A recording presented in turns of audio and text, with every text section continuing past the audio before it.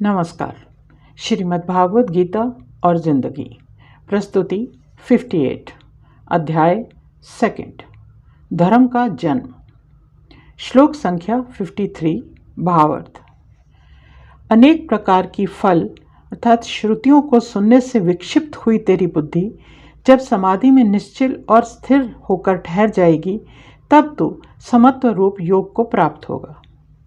उक्त बात बहुत संक्षिप्त रूप में कही गई है, पर यदि इस श्लोक के अर्थ की गहराई को समझ लें तो हमें मोक्ष की प्राप्ति हो सकती है।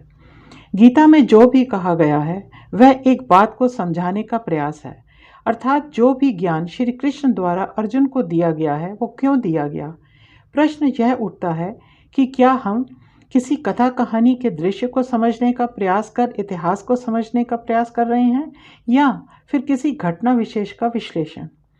यहाँ घटना का अपना महत्व है, यह झुठलाया नहीं जा सकता, पर इस पृष्ठभूमि में जो ज्ञान श्री कृष्ण के मुख से निकला और जिसे व्यास जी ने लेखनीबद्ध किया वह महत्वपूर्ण है। मुझे ऐसा लगता है कि यह उपरोक्त श्लोक वेदों का, पुराणों का, भक्ति का, ज्ञान का, व्यवहार का, जीवन सार का और जीवन में लक्ष्य की प्राप्ति आदि का मूल मंत्र है। धर्म की उत्पत्ति, कर्म की प्रेरणा यह किसी काल, घटना या अंधविश्वास के कारण जन्म लेती है और समाज के उत्थान के लिए एवं समाज में शांति संस्थापना के लिए होती है। गीता को कहे 5000 वर्ष से भी अधिक समय बीत गया है। कुरुक्षेत्र में महाभारत का युद्ध धर्म की संस्थापना के लिए हुआ था और ऐसे ही धरती पर अन्य भागों में भी समय समय पर नए धर्मों की संस्थापना होती रही है। बौद्ध धर्म, जैन धर्म, ईसाई और मुस्लिम धर्म और दूसरे भी कई अन्य धर्मों को समाज में फैल रही अराजकता एवं अंधविश्वासों के चलते ही स्थापित किया गया। ये सभी प्रयास अपने अपने देश काल में सफल भी रहे। जो परिस्थितियां भारत को अराजकता की एवं अधर्म की ओर ले जा रही थीं, उनको रोकना बहुत आवश्यक था। धर्म एक व्यवस्था का नाम है, फिर वो चाहे किसी भी धर्म की क्यों न हो। जब जब धर्म को बचाने और पुनः स्थापित करने का प्रश्न उठता है तो उसमें अर्जुन के मन में उठ रहे मोह बंधन का कोई स्थान नहीं रहता। तब सब तरह के बंधनों का त्याग कर धर्म को अपना लेना ही समझदारी है और इसके लिए अपने मन में उठ रहे संशय का त्याग कर सीधे लक्ष्य प्राप्ति ही एकमात्र उद्देश्य होना चाहिए। प्रस्तुत श्लोक में श्री कृष्ण ने अर्जुन को यही सीख देते हुए कहा है कि हम जो भी कार्य करते हैं उसे पूरी लगन और भक्ति के साथ करना चाहिए। ऐसा करने से हमारे चित्त की शुद्धि होती है। समर्पण और भक्ति भाव से काम करने में मन में उद्वेग नहीं उत्पन्न होता। अज्ञान का अंधेरा भी धीरे धीरे दूर होने लगता है। मन, बुद्धि और चित्त का सम होना आवश्यक है। जब जीवन में ऐसे निर्णायक पल आते हैं तब आवश्यकता से अधिक अधीर होना या शंकित होना दोनों ही असफलता का कारण बन सकते हैं। ऐसे में यदि कोई शांत चित्त होकर निर्विकार भाव से एवं निष्पक्ष होकर यदि आपको कुछ धर्म संगत बात कहता है तो उस पर अवश्य ध्यान देना चाहिए। महात्मा बुद्ध का एक मूल मंत्र है, बुद्धम शरणम गच्छामि, धर्मम शरणम गच्छामि, संघम शरणम गच्छामि। अर्थात जब मन में कोई दुविधा हो तो हमें सबसे पहले गुरु की शरण में जाना चाहिए, वहीं से हमें उचित या अनुचित का ज्ञान प्राप्त होता है। दूसरी स्थिति में हमें धर्म की शरण लेनी चाहिए, क्योंकि धर्म ही मनुष्य को जीने की राह दिखाता है। धर्म किसी देवता या देवी का विशेष नाम या कोई पूजा या फिर कोई कर्मकांड नहीं है। धर्म तो कुछ ऐसे नियमों का संग्रह है जिसको अपनाकर सामाजिक और व्यवहारिक रूप से जीवन शांतिपूर्ण ढंग से और उचित व्यवस्था के अंतर्गत बिताया जा सकता है। फिर हम चाहे उस पद्धति को किसी भी धर्म का नाम दे लें। तीसरी स्थिति, जब यहाँ भी हमारी शंकाओं का समाधान नहीं होता है तो फिर हमें संघ की शरण में जाना चाहिए, अर्थात बहुमत जिस बात की स्वीकृति दे उसे ही मानना चाहिए। यही जनहित के लिए उचित है। पंचायतों में फैसले की प्रथा इसका ही छोटा रूप है।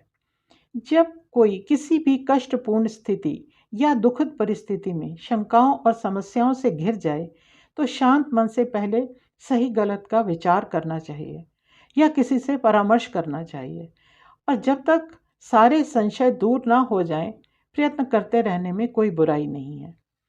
जब समस्या का समाधान मिल जाए तो कह सकते हैं कि दुनिया के सारे प्रलोभनों से और विवशताओं से उस व्यक्ति को छुटकारा मिल गया है। अब शंकाओं के बवंडर में मन नहीं उठ पाएंगे। विवेक बुद्धि प्रखर हो जाएगी और शांत चित्त होकर हम अपने कर्मों को सही दिशा दे सकेंगे। ऐसी मन स्थिति को ही योग कहते हैं।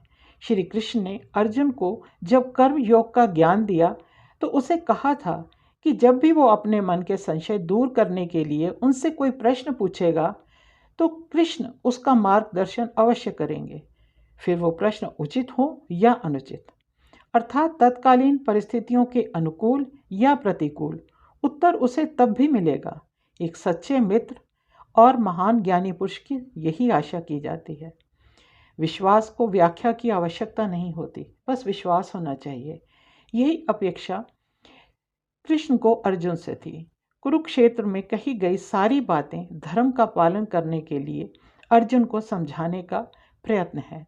आइए आप और हम एक बार धर्म क्या है यह समझने का प्रयास करते हैं और यह कहाँ से आया, क्यों आया, किसने बनाया इत्यादि। बात आदिकाल से शुरू करते हैं। मनुष्य में जब भिन्न भिन्न विचारों का उदय होना प्रारंभ हुआ तब उसके मन में उत्सुकता बढ़ी और तरह तरह के प्रश्नों का जन्म होने लगा। इसके चलते वो नई नई खोज भी करने लगा। इसी प्रयत्न में हो सकता है कि कई हजार वर्ष बीत गए हों, तब जाकर कुछ विचारों को और उपलब्धियों को कोई ठोस आधार मिला हो। उदाहरण के लिए फल फूल और धरती से उगने वाले खाद्य पदार्थों को ही ले सकते हैं। इन सब की जानकारी और उपयोगिता ने मानव जाति को बौद्धिक रूप से बहुत विकसित कर दिया। धीरे धीरे भोग उपभोग की वस्तुओं को प्राप्त और संचय ने सामाजिक व्यवस्था को अनेक श्रेणियों में बांट दिया। जब मानव उपलब्धियां राग द्वेष का कारण बनी तो कुछ नियमों को तय कर व्यवस्था को सुचारू रूप से चलाने के प्रयत्न में धर्म की संस्थापना हुई। हर क्षेत्र की अपनी एक खोज थी और उस खोज से मिलने वाले लाभ के द्वारा अमुक वस्तु की उपयोगिता का अपना एक स्थान भी निश्चित हुआ होगा।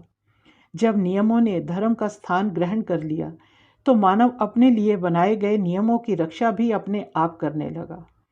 हम सब इस बात पर विचार करें तो बहुत जल्दी बुद्धि के विकास और ज्ञान की परिभाषा स्वयं ही समझ जाएंगे। विकार और व्यवस्था की गति में दंड के विधान को भी नकारा नहीं गया, कारण सभी के लिए नियमानुसार कहें या धर्मानुसार आचरण करना अनिवार्य है। इन सब के पीछे एक ही उद्देश्य था कि धर्म का पालन कर देश में, समाज में और परिवार में लोग शांति बनाए रखें।